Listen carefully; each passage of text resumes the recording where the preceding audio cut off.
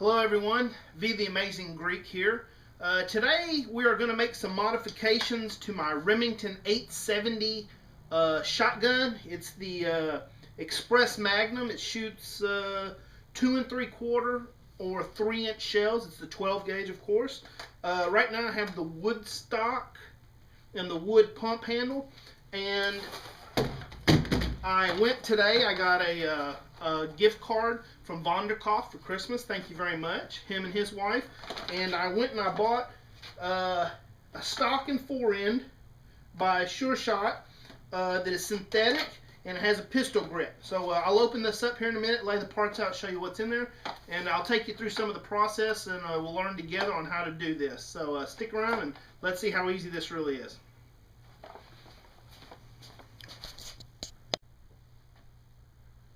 Alright, so here's what comes in the box. We have the forend, which looks like it completely is going to slide down here, and when you pump it, looks like it's actually going to slide over this. So that's a little bit different. I did not know that the shotgun apparently is held, the buttstock of this looks like it's held on simply with a bolt system. Pretty simple. I didn't realize that's all there was to it.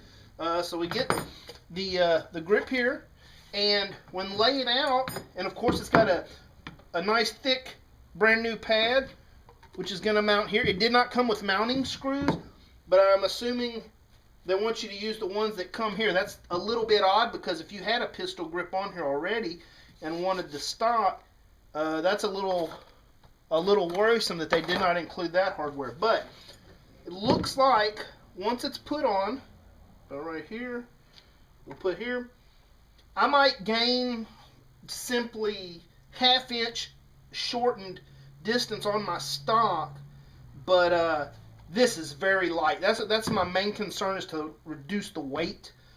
Carrying this around for a good while, not really, heavy gun.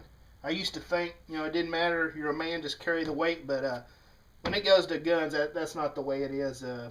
Sometimes lighter is better. So on the back of the box here, they give us the instructions, and so I'm going to read through these real quick, and as I take this apart, I'll show you exactly what I'm doing, and we'll see how good this goes. Alright, I've got the safety engaged. I cocked the pump back and then went about halfway forward.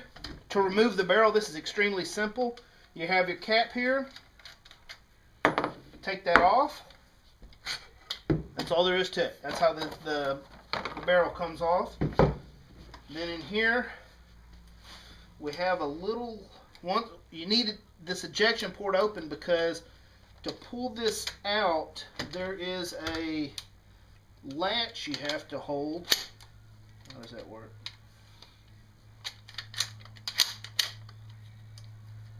I've only done this once.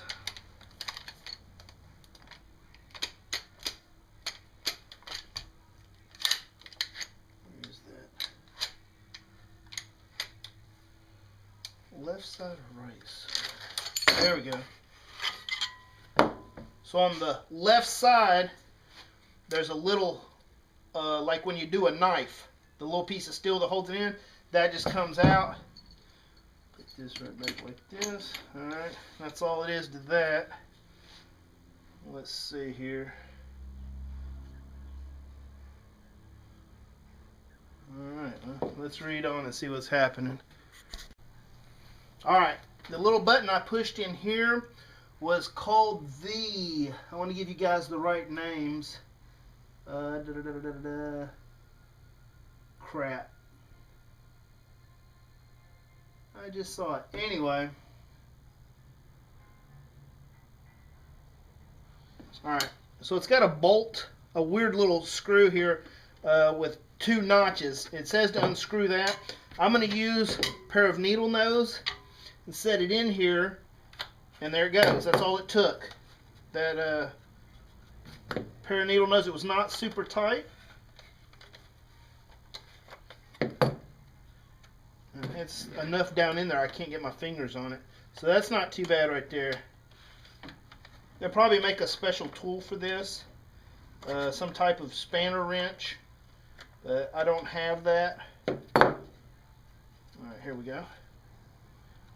Be careful not to cut your finger, because that is just a squared off little notch right there, and you could catch your finger in there if you're not careful. Good gracious. So, unscrew this. Of course, I don't want to damage the wood, because if I decide to ever put this back on, or somebody bought one with synthetic stock and is like, man, I really wish I had a wood stock, hell, you know, maybe I can make a little bit of my money back by changing this out. Selling it, that's what I meant to say. Oh, gracious. Alright, so that slips right off. It's a fine thread. Just like that. See? Comparable. Difference. This has the checkering here, it's nice. This has it's slick here, but then a little bit of texture grip here. Alright, so we'll do the opposite. There we go. See? It's got these little squared off areas here where these slides fit into. There you go. It's really only one way it can go on. And then we'll do the reverse and tighten this nut up. And then we'll move on to the next step. Alright, this is the part that got me last time. When this thing fell out, I wasn't sure how it goes back in here. I know that the firing pin obviously faces forward. It was this piece. Luckily, they've designed this very well that it has a notch so that when you put this part on here, it has to go a certain way. So you're not going to screw that up.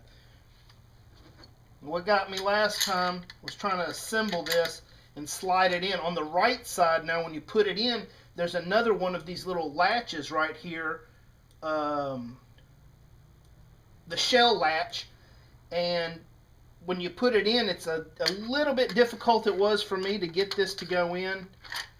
All right, it slides right on the barrel. Put my piece here. Other way. No, other way. Like I said, I've only done this partially one time. I've really neglected this weapon, which is terrible. It deserves better than that. Alright, I can see here. Where's that latch at?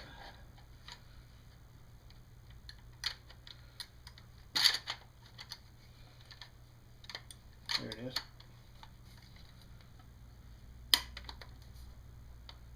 I don't want to force this. Okay, I've come off the assembly here. Let's try this again. I definitely need to do this more often. This is not as simple as my Kel-Tec as far as disassembly, but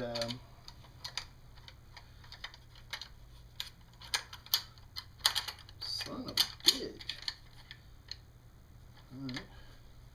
Push my left. There it is. There's the left one I pushed. Get this in here.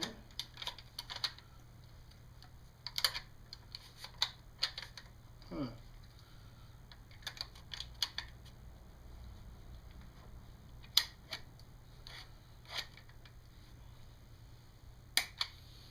Come on, man.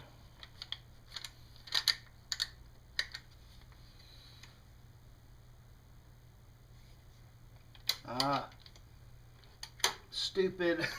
I had the frickin' this thing, the bottom pushed all the way up. No wonder I couldn't get in there. Alright, let me try it from the top here.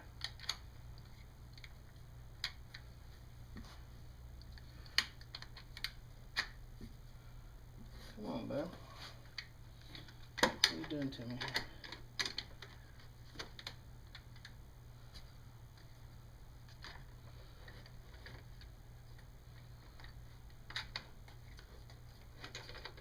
sliding off the top.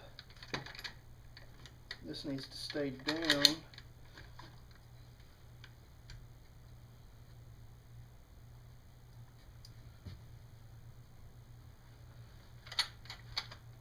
Alright, give me a second to check. I printed out some instructions before. Let me double check what I'm doing here because I do not want to mess this up. Alright, so some of you shotgun guys probably saw what I was doing wrong. What I said was the firing pin was actually not the firing pin. That part gets hit and pushes the firing pin. The catch here for the shell that holds it right there, look, I had it in backwards. So once I put it in correctly, it went in. Now, let's see. There we go. Cock it a few times, make sure. There we go. So that's that. So I had the firing mechanism backwards. Like I said, I've only done it a few times, so probably a few guys were watching were going, what the hell are you doing, man? You got that thing backwards. So it does good to take pictures and shit when you're doing this stuff if you're not sure. Like I said, you can see here, it completely covers the loading area, which ain't too bad. I mean, I don't know the purpose. Maybe just, who knows? But it doesn't get in the way of the trigger or anything like that, or my safety latch right here. So at least that concern that I had is alleviated. So I'll put the barrel on, and then we'll take this part, take this apart, and see how to get these screws out of the end here. All right. So on this butt pad here, buttstock pad, has a tiny little hole. Keep moisture, all that stuff out. So they say use a Phillips head. I do not know what size this one is. Does it got it written on here? It should, but it does. No, it does not say the size. But so what we're looking at here, you really have to, when you go to put it in here, and I don't have the gun on the ground, I have a pad down here. You got to get it in there, and then before you just start unscrewing, make sure, there, I got it seated. You do not want to strip out that screw, because if you do that, you're going to do nothing but cause problems for yourself. I say that not as a gun master, but as a maintenance guy who knows that you screw up the screw heads, you nothing but problems. There we go. All right, that came off. All right, and it does not look like those are going to come out of there. So all right, then down in here, just like that one, we have a large flathead bolt that connects up in here. So I'm going to grab a big screwdriver and reach down in there and pull that out and show you what the back end of this looks like. Alright, I actually took the screws out of the original pad. It took a little bit of doing. I was going to call these people. Apparently Remington actually makes this. It's the Sure Shot stocking forend. They didn't have the damn screws with it that's supposed to come with it. So I was going to call them. Of course, can't talk to nobody anymore. Everything's on the damn internet. So I pulled them out and I checked them. They're a little too fat to go in here. So I got my box with the screws in it here. I found a comparable length and then a diameter that looks like it's going to work fine for me. It won't split the plastic and stuff. So I'll go easy on that, and getting ready to pop this piece off right here. Let's do that. Should just pop right off. And we're going to have to go on the pad here. All right, give me a second and I'll pop this off. All right, so I got the screw loosened up here. That's all the actual working part of the weapon here. There's the stock. There's the little bolt that held it on. So we'll duplicate this here. For some reason, when they gave me this one, a little bit longer, which is fine, this was backwards. So I'm going to set this just like they got theirs, the other one. There we go, with the locking thread. Now, make sure when you go to take off, have a wide enough screwdriver to fill up, you know, most of that screw head there, because it was very snug. So I set the shotgun down, press down, and slowly turn. You don't want to slip, damage this, because then again, that's way down in there. You mess that up, you're going to have some serious problems trying to get that out of there. You don't want to, you know, have to go to some radical freaking extreme to get that out of there. So we're going to put this on. Looks just like the other one. Same setup. That'd have been nice if that was a click open. You could put something in there, maybe a couple extra shells. Alright, so let's put the rod like this. Alright.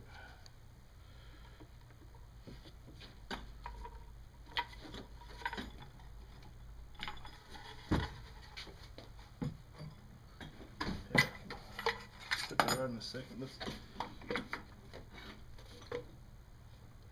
That seems kind of weird. Let's see how this one fits. Fits right up on there. Okay.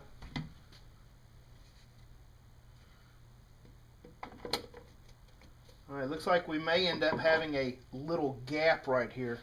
I don't know if that'll change when we tighten it in, if it'll compress a little bit, or which it doesn't look like it's going to. So it looks like there's going to be just a hair of a gap here once we tighten that on. So let me do that, not waste the time actually screwing in a screw. That's kind of dumb, so I'll let you see here in just a second. Alright, one quick note. When I put this on, I did not notice on this washer, I went with the way they had it mounted. On this little washer here, see if you can see, it's got these little niches like to grab. Those need to face into the stock so that it when it gets tightened, it's not going to back out. Excuse me. So make sure you do that. I looked at the original that I just pulled out of the wood stock, and I saw that it looked a little weird when I started tightening. So the little raised lip teeth go into the stock like this. So just a little side note. Alright, so I've got the retaining bolt inserted into here. It was a couple inches longer than the original, since they're holding it from way back here. This one they bored a hole down into the wooden stock. What I'll do is I'll take the wooden pieces, probably get some, I forget the name of it, there's a certain kind of oil you put on the wood and preserve it, make it look really nice, and I'll store those away, probably in my Kel-Tec box with my other stuff. Now, the screws to hold the buttstock on, since it didn't have them, I checked the screws that I've chosen and started them easily into the mounting holes here in the buttstock, and to make sure they work good.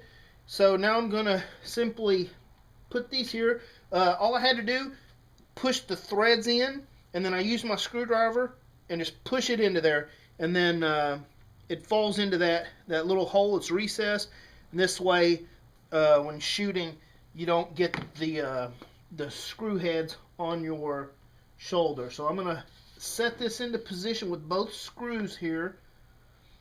Let me there we go. Start them off. Alright, couple turns. Is that it? Yes. Alright.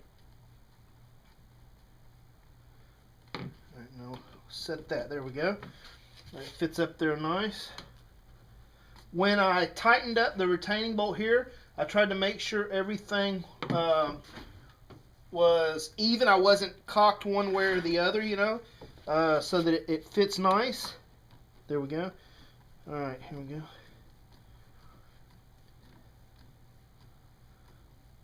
I'm going to do a couple turns on each one. I've been wanting this type of handle and stuff on the gun, kind of lighten it up a little bit.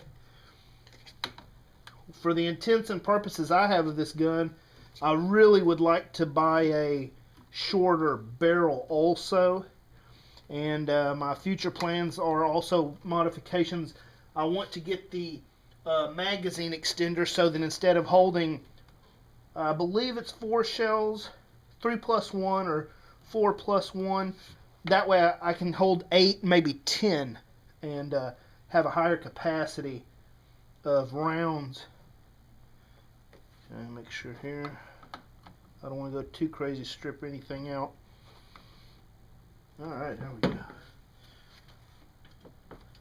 That is a nice soft pad right there. Alright. We'll do a check. Make sure my assembly and everything's good. What am I doing? Gotta load one just to make sure. Alright, loads the shell fine. Kicks it out. Alright. I got nothing in here. Alright, alright, good. Everything seems to work. So, let me give you a little picture of the final thing here. Let's back out a little bit so you can see all of it. See my pretty face. There we go. Alright, so now we have the finished product. Like that. It's all black now. Of course, I put a little bit of gun oil and everything on here. I like this a lot. To me, it's a lot more comfortable like this than shooting this style. I really like this a lot. Let's see, from here, that's the only thing. Being that I'm shorter, see, I can't, the only thing is, before when I was here, I could just reach around, and when it doesn't have a shell in it, there's a little trigger switch right here that allows you hold this back, and that's how you do your first cock to get the shell loaded. And that is one thing there. So if I do have to get the weapon out before anything, need to load the first one, then this is out of the way, and then I can continue to pump shells through the gun here. Very light. I like it a lot. That's not bad at all. That's freaking awesome. I like the little cheek rest on here. It's very comfortable in the hand. This feels really good right here. So that's the, and like I said, it's actually made by Remington. I didn't realize that. Of course, it didn't have the mounting screws. That kind of ticked me off for a second, but you know, you have to be willing to roll with the punches, I guess. But you buy something, you expect all the pieces to be there. So there we go right there. Like I said, I envisioned, instead of all this, you know, whatever legal shortness is, maybe about right here or so. I think it's 18 inches maybe is the barrel for a shotgun. And I like it a lot. It's pretty badass. I got it at Academy Sports, like I said, so not too bad. Never took it apart before, so you know, you guys right there with me seeing what had to be done. And I think I'm going to be real happy with it. Next time we go to the range, me and my wife are going for our anniversary, kind of a present to ourselves. We're going to go shooting the pistols, the Kel-Tec Sub 2000.